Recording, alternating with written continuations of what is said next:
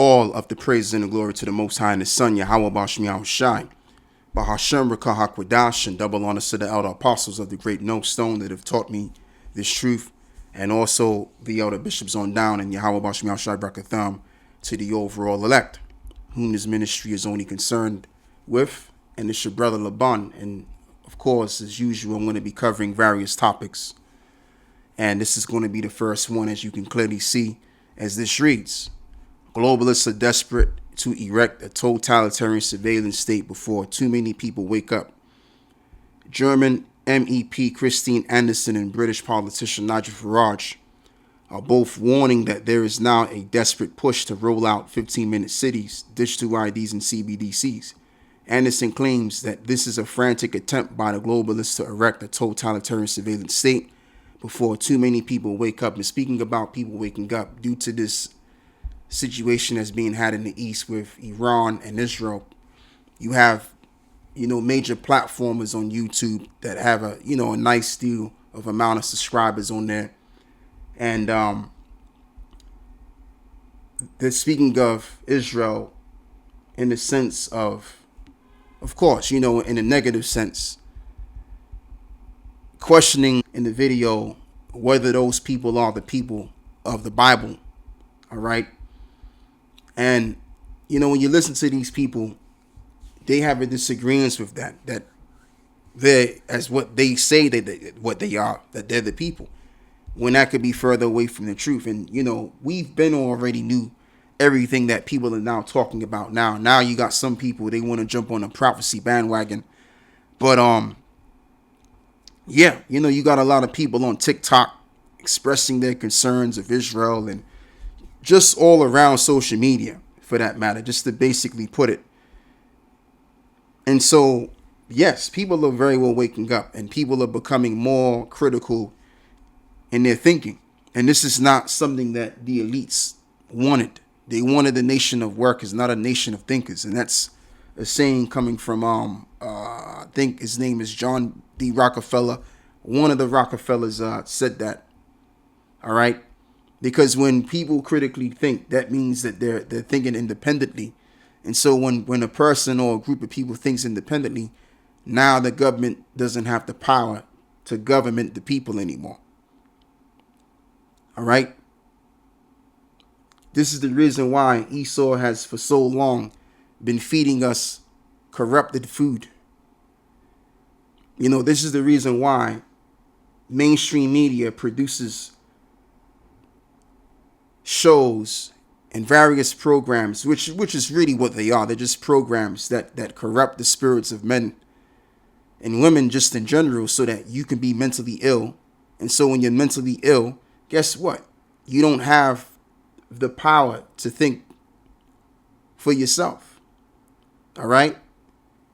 So just to say it all over again, they compromise your food and they compromise your programs that they give you. And so all of this in tandem makes the mind sick. And the word sick, by the way, just means to be weak. So if you're mentally ill, how can you be empowered? How can you be independent? How can you trust in yourself when you're sick? All right.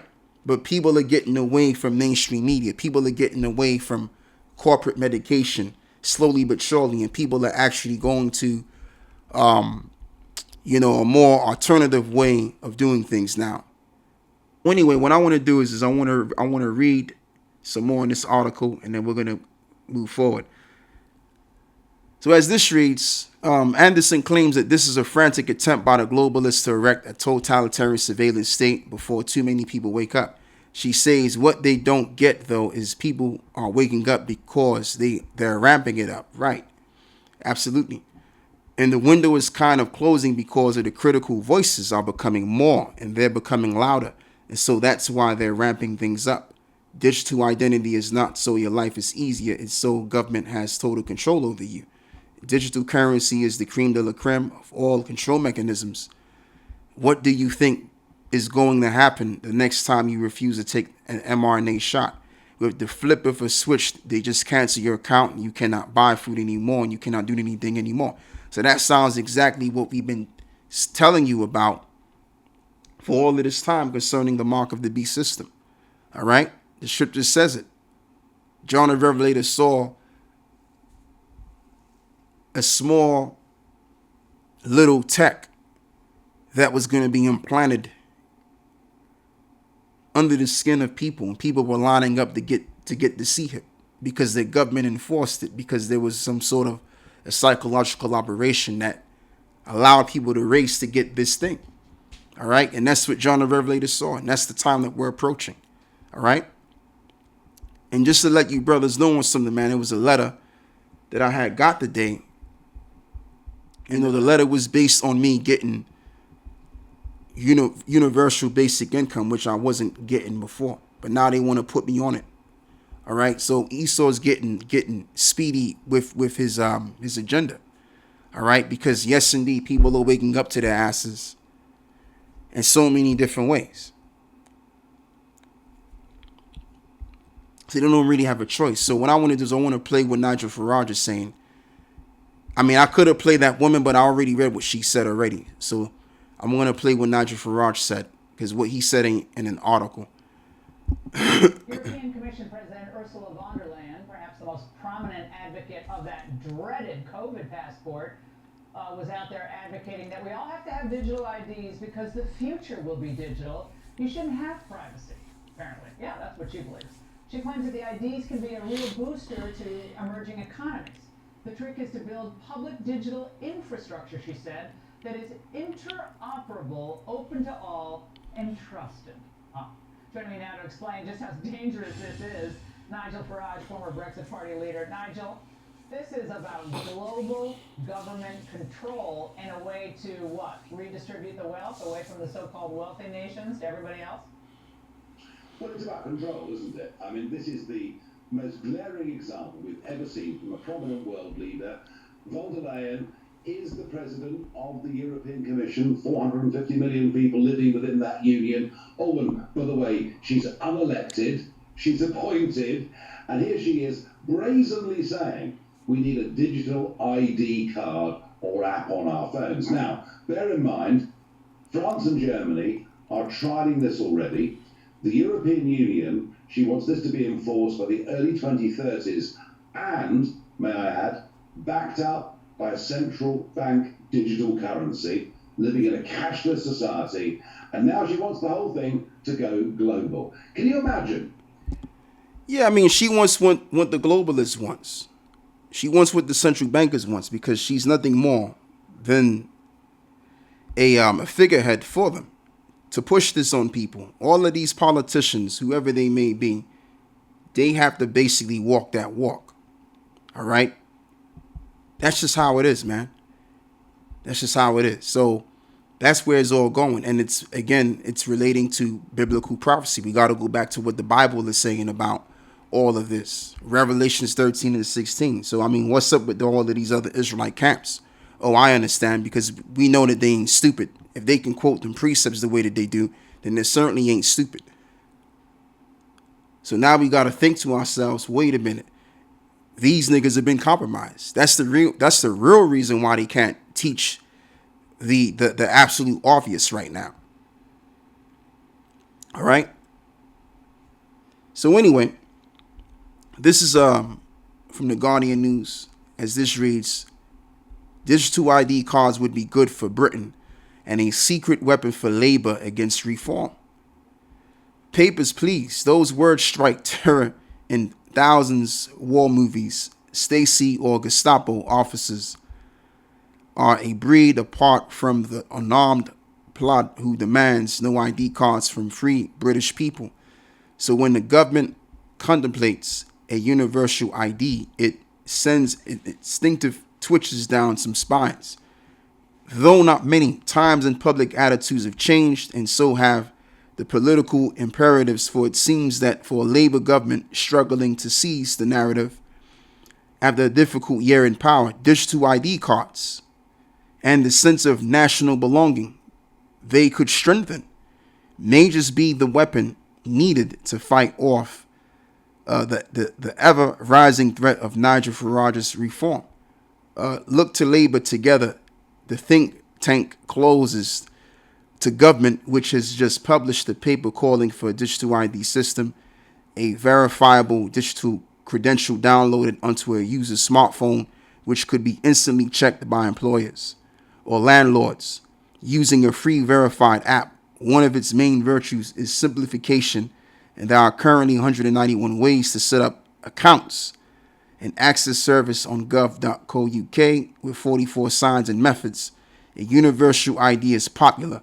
More in common finds 53% in favor, with 25% strongly in favor and only 19 against, backed by a majority of supporters of Labour, the Tories, the Liberal Democrats, and Reform UK, and across all ages. And I mean, just to basically say this as well, it really doesn't really make a difference whether, let's just say, Keir Starmer comes out of the the 10 Downing Street seat and somebody jumps right back in. No matter what party they're coming from, guess what? They're just politicians. Okay? Let's just say Nigel Farage, who heads the Reform Party, let's just say he jumps in there. See, right now he's talking against it. But he could be the very well the same individual that's going to be pushing the same thing that Keir Starmer is going to push. All right? Because guess what? These former prime ministers, which were once upon a time in a position of so-called power. Case in point, Tony Blair. Last year ago, Tony Blair was the one that was talking about digital ID cards with this other guy that was sitting with him while he was being interviewed. I forgot the guy's name. But Tony Blair's been behind calling out for digital ID cards from from last year to the year prior, if my memory serves me correctly. Okay, and as well as when Keir Starmer was on his way to being the prime minister of this country, Keir Starmer was being interviewed right along with Tony Blair. And basically, when you read between that interview was just a way of Tony Blair showing his power, because Tony Blair, of course, works with Keir Starmer, and he's definitely going to be working with him, especially where it concerns this digital ID thing. All right? So that's just the thing. That's just the thing. It doesn't really matter who gets in the position of power. Even DJ Trump. DJ Trump, once upon a time, said that he was against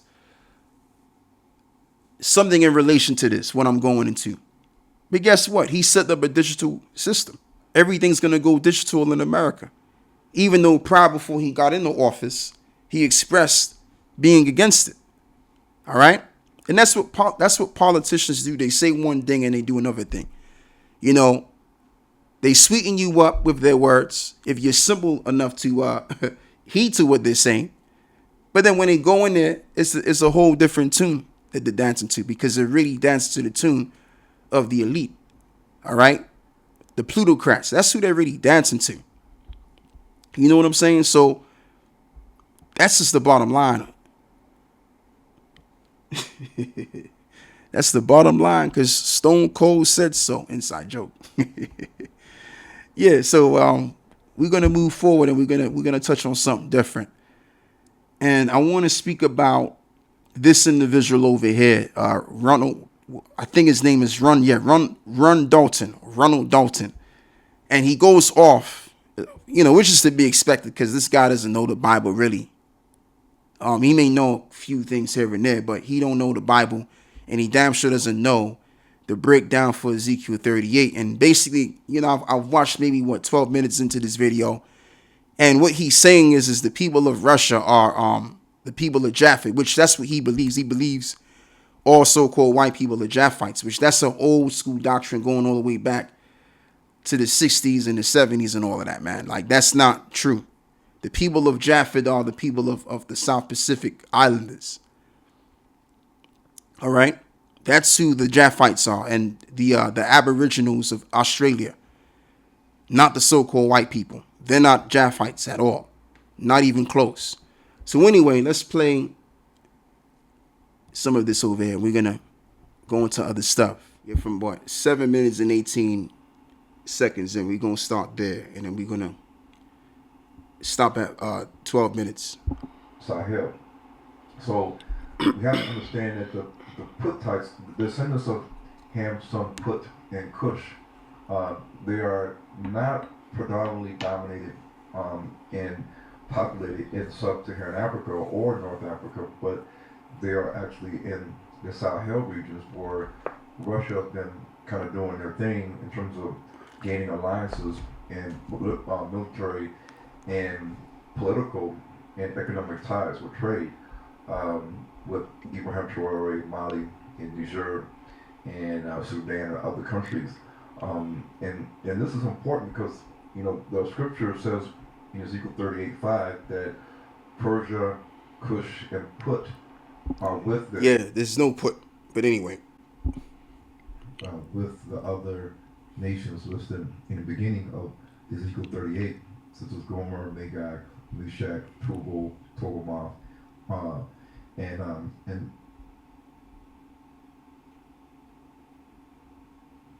and trace them back to who they were back then and what their names that they went by back then.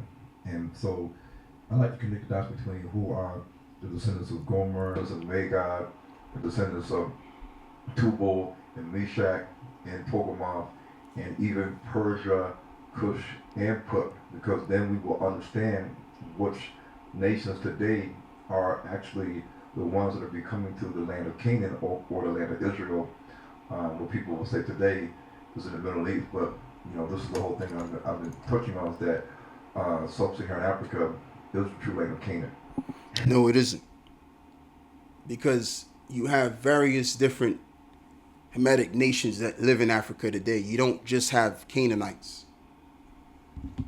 And I want to look up something as well. I want to look up something. All right, so let me do this.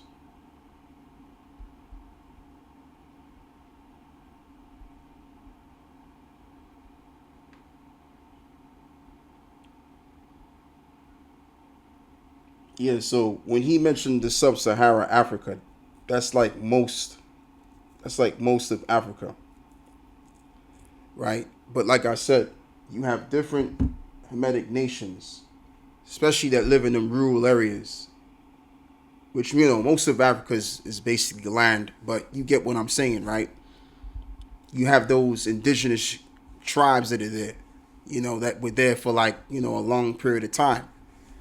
All right, and you got some of them that are Canaanites, some of them may be Puttites, some of them may be of the various sons of Ham. All right, but you don't just have them as known as Canaanites. All right, the Canaanites are actually located in South Africa. All right, just to put it. So he goes off on that. He's off on that. So let's continue to play this. When you come here, I always say give references, Ron. We have to look at the fact that in the Bible, it tells us that we had the Roman Republic in history, and around the time of Julius Caesar, the Roman Republic shifted to the Roman Empire, and the Roman Empire was divided. They decided to divide the Roman Empire into the western half and the eastern half. When they did that, you had the Western Empire that was ruled by a number of emperors, like during the biblical times, until 476 AD, when the Germanic tribes from the north, Goths and the Visigoths, and the Ostrogoths and the Vandals and the Suevi and the Alans and the Angles and the Saxons, these nations, they came and they invaded Western Europe, forming the countries that we see today. And then on the other side, we had the Eastern Roman Empire, whose capital was Constantinople. And from the time of Constantine the Great and the Constantine dynasty, that empire ruled for almost 1,000 years until it was conquered by the Seljuk Turks in the 11th century AD. That led the way for the Ottoman Turks to come in the same century from Central Asia, and they then took over the Eastern Roman Empire. So the Ottoman Turks and the Seljuk Turks, they come from Central Asia, They are the descendants of Turkic-speaking tribes that came and dominated Anatolia or modern day Turkey, and then also parts of Greece and the Balkans area and that whole Eastern Roman Empire. So the Bible and history tells us that the old Roman Empire, the old Grecian Empire, because the Eastern Roman Empire was still speaking Greek at the time, and Constantinople was a Greek-speaking city, but the capital of the Eastern Roman Empire. So when the Greeks and the Romans fell to other Japhetic nations, these other Japhetic nations were not the descendants of Javan, they were not descendants of Kittim, they were descendants of these other nations, Magog, Meshech, Tubal, Gomer, Gomer's son Togarmah, descendants of Togarmah. And that doesn't make any sense because the sons that he's naming are the sons of Japhet, as I have over here. Right? As he mentioned, Magog, Gomer, Javan, Tubal, Madai, Taras, and Turk. So all of these names go back to the same man, which is known as Japhet.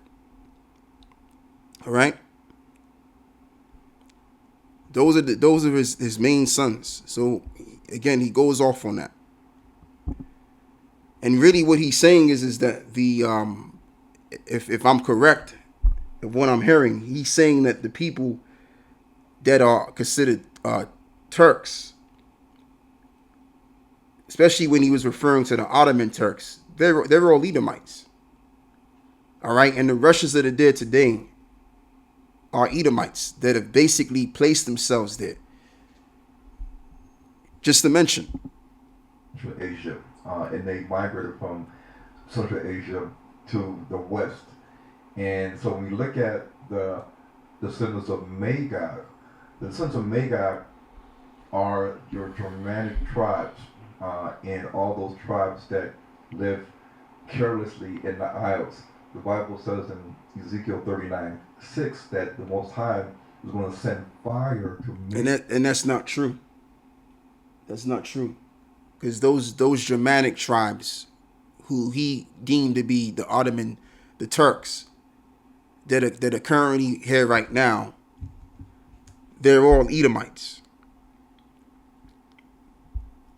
The people of Japhet are basically, and I've said this earlier in the video, the people of Japhet are in the South Pacific Ocean area of the world. And then they also live, and then you have the Aborigines of Australia. Okay, you have the Fiji Islands, you have the Samoan Islands, that whole entire region. That's where them Japhetic people are at, and some of them also are up in Thailand as well. Okay, so that's Japhet. Japhet is not referring to Europe, and it damn sure isn't referring to modern Russia today. Now, I do understand where these people get Japhet being a white man from. I can understand it, but what people are missing out that believe in this doctrine is the fact that people have been traveling throughout the millenniums. People move around. People don't just stay in one spot. Okay, so you gotta learn how to locate the nations today.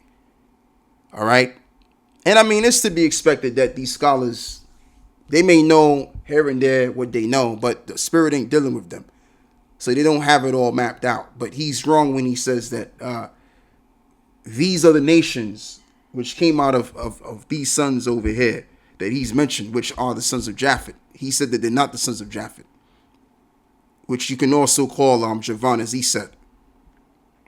All right.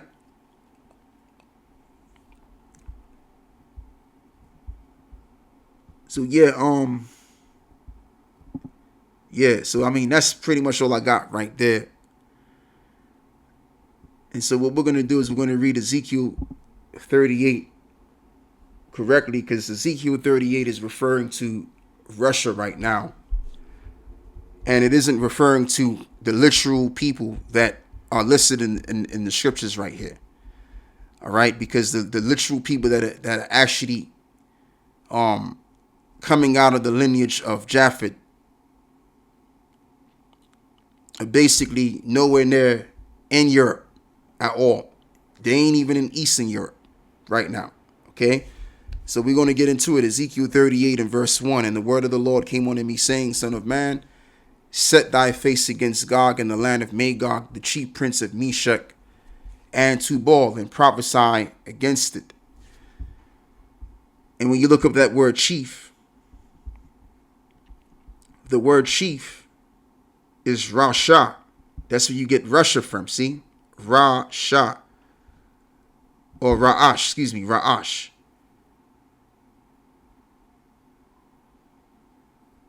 Okay, well, no, I was correct. This is Rasha, right? Ra'ash or Rasha. But we'll go with Rasha because of the pronunciation here, right? Rasha, which means head, top, summit, upper part, chief, total, some height from the beginning. Yeah, so we get the gist of that. Yeah, so that's where you get the term Russia from.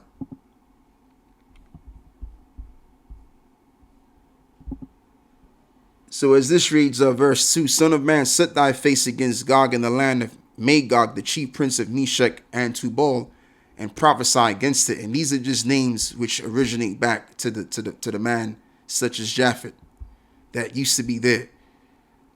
And prophesy against them and say, Thus saith the Lord, power, behold, I am against thee, O Gog, chief prince of Meshech and Tubal. And I will turn thee back and put hooks into thy jaws, and I will bring thee forth and thine army, horses and horsemen, and all of them clothed with all sorts of armor, even a great company with buckler and shield, and all of them handling swords. So this includes Russia getting ready for war and preparing their allies, putting them in that warlike state. That's why it mentions, I will put hooks into thy jaws. All right. So you're going to have that alliance that's going to be formed. And that's what's happening right now, because you had what was called the Great Mobilization some time ago. I think, 2 years ago?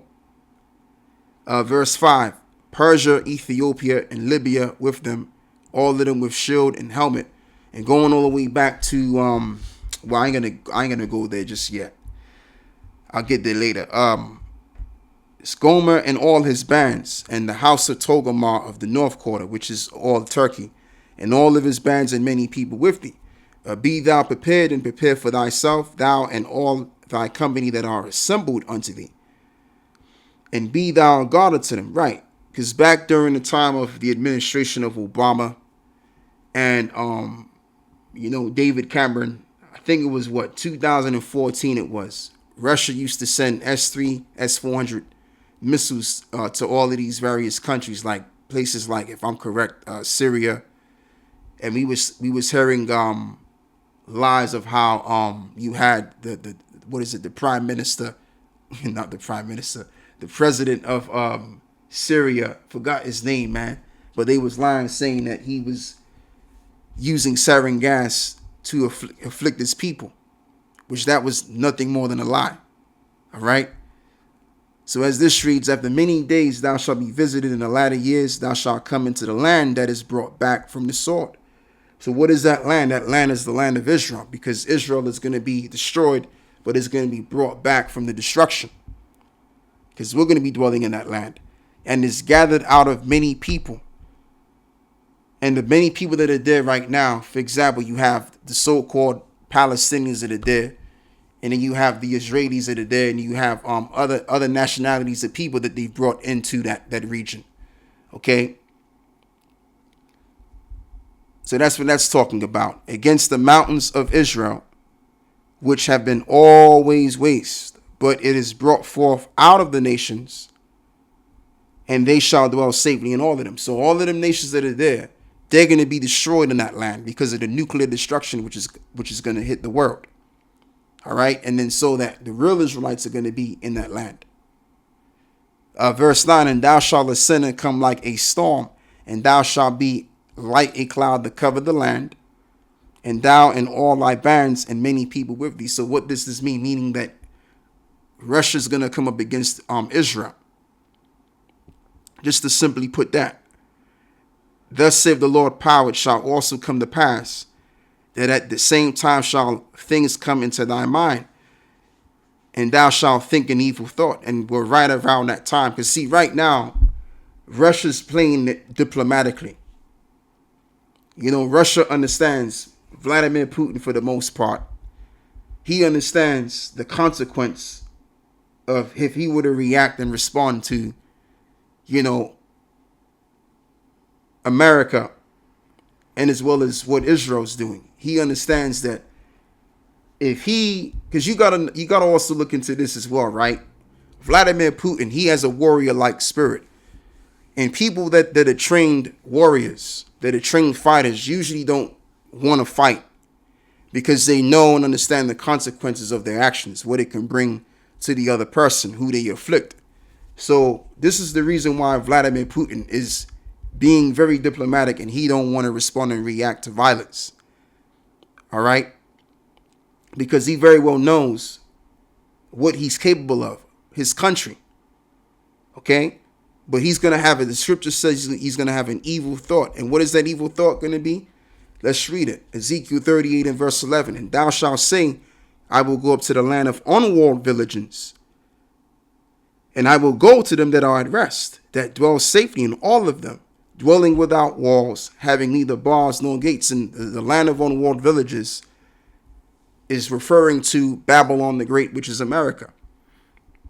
Now, doesn't the scripture say as well, and I believe is in the book of Revelations 18, to be exact. Let's go and get that. Revelations 18, that, what is it that, hold on, let me do this.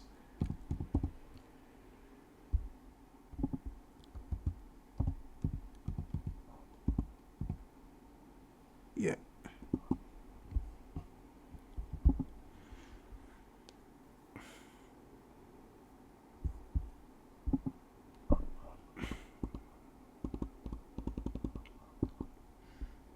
It's going to take me some time to find this precept. All right, so let's go all the way down to Revelations. No.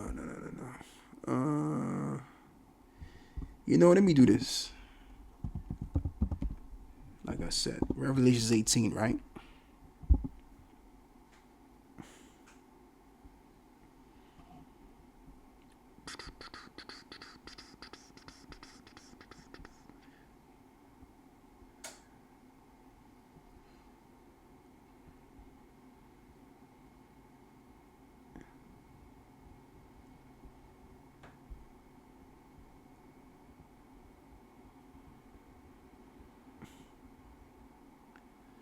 Yeah, it's not in here.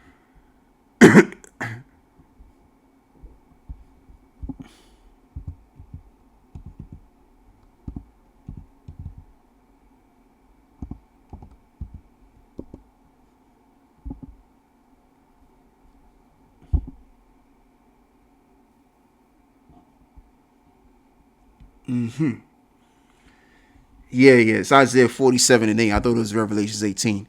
Yeah, so as this reads, therefore hear now this,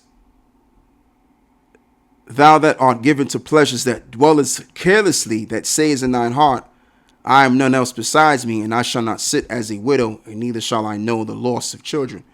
So now let's go back and read Ezekiel 38 and verse 11. And thou shalt say, I will go up to the land of unwalled villages, and I will go to them that are at rest, that dwell safely.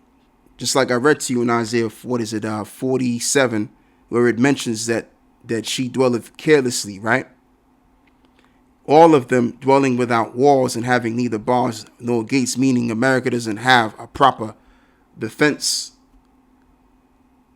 And when you really check it out, most of America's military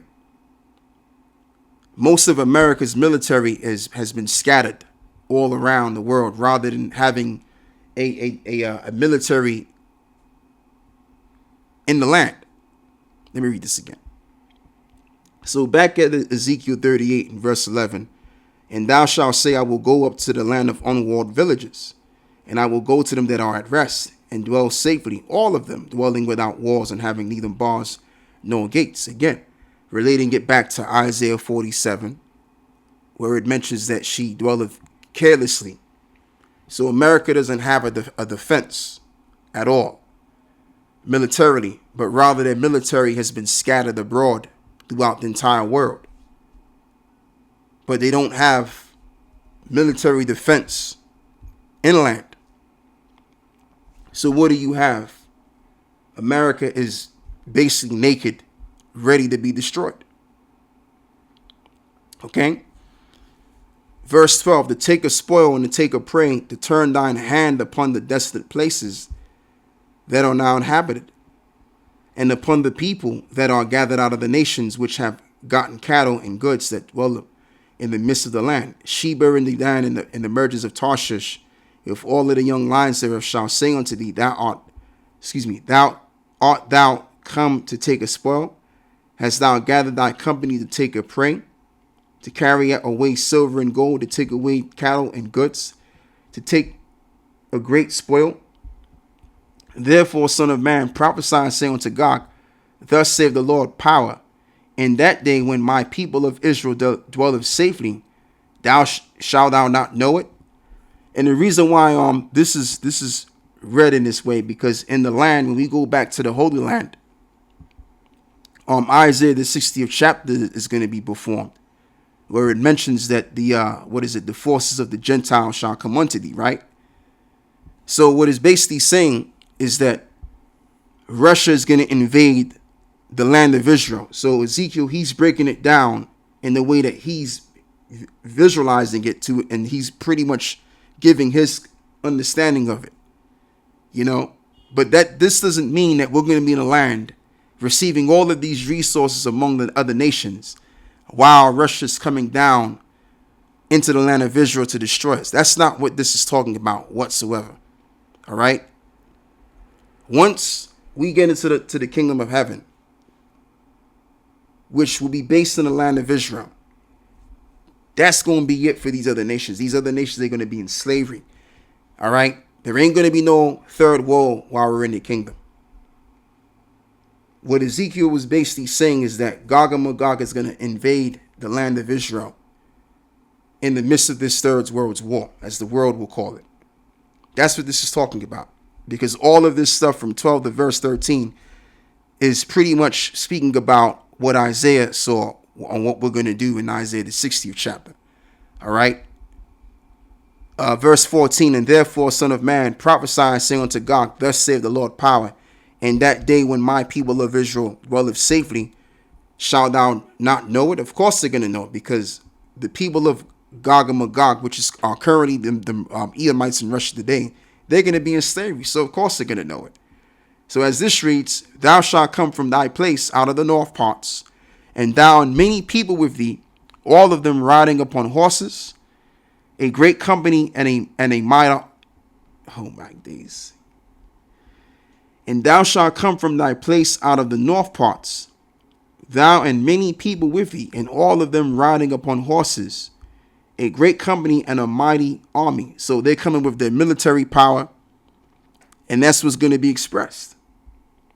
Okay? And thou shalt come up against my people. See, Ezekiel is viewing it from the perspective of, oh yeah, well, they're going to come up against the Israelites. No, they're not going to come up against the Israelites. They're going to come up against them people over there that's claiming to be our people. You got to read between the lines. And thou shalt come up against my people of Israel as a cloud to cover the land, and it shall be in the latter days. And I will bring thee against my land, that the heathen may know. So now he's saying that the heathen may know, right? That the heathen may know me when I shall be satisfied in thee, O Gog, before their eyes, because that's who's going to be in the land currently. Now let's go and read Ezekiel 36.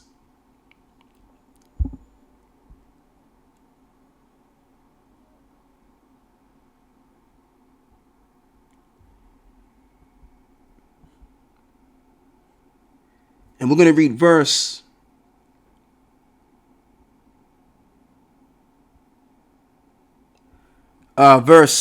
we'll begin by reading verse 1. But the point is in verse 3. Also, thou son of man, prophesy unto the mountain of Israel, and say, ye mountains of Israel, hear the word of the Lord. Thus saith the Lord power, because the enemy have said against you, aha, even the ancient high places are ours in possession. Therefore prophesy and say, thus saith the Lord power, because they have made you desolate and swallowed you up on every side, that you might be a possession unto the residue of the heathen, that ye are taken up in the lips of talkers and are an infamy of the people. So the residue of the people are referring to those Amalekites that are dead today, as it as well as it's written that a bastard shall dwell in Ashdod. Ashdod is the land of Israel today. All right. So that's the heathen that it's talking about. That's the people that the Lord is going to come up against with this mighty destruction in this nuclear war, which is up and coming.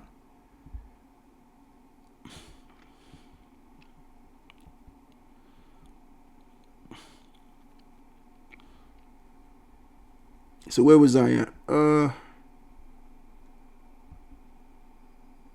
Yeah, verse 16 again. And thou shalt come up against my people of Israel as a cloud to cover the land. And it shall be in the latter days, and I will bring thee against my land, that the heathen may know me, when I shall be sanctified in thee, O God, before their eyes. Right, because again, like I said, the heathen are referring to those Amalekites that are there. And they're going to know the Lord when the destruction from him comes, which is gonna be from those nuclear missiles. Once again, just to mention, thus saith the Lord power, art thou he of whom I have spoken in old time by my servants the prophets of Israel, which prophesied in those days many years that I would bring thee against them? And it shall come to pass at the same time when Gog shall come against the land of Israel, save the Lord power, that my fury shall come up in my face.